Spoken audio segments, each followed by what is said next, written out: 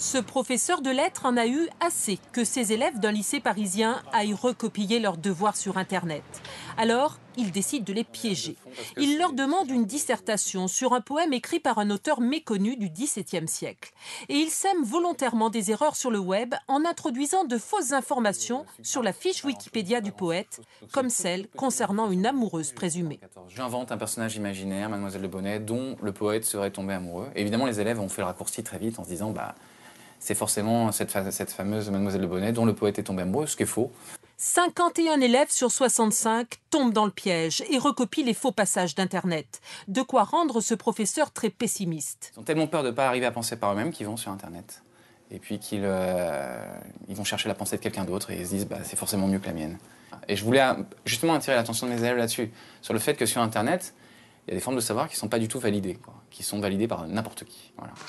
Déjouer la triche, l'obsession de tous les professeurs lors des contrôles en classe. Premier souci, interdire les téléphones grâce auxquels on peut consulter Internet.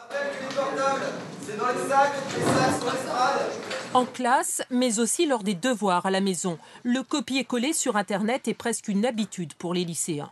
Il y en a qui copient toute une page de Wikipédia, mais c'est un élève sur beaucoup quand même. Maintenant, c'est le moyen le plus facile pour trouver des choses. Donc, on n'utilise plus trop les livres. Maintenant, c'est plus Internet, quoi. Surtout en langue, avec les traducteurs sur les portables. Du coup, il y a beaucoup de triche. Les champions de la fraude sont les étudiants. Mais cette mauvaise habitude commence plus tôt. 48,3% des collégiens avouent avoir triché et 33,6% des lycéens le font régulièrement.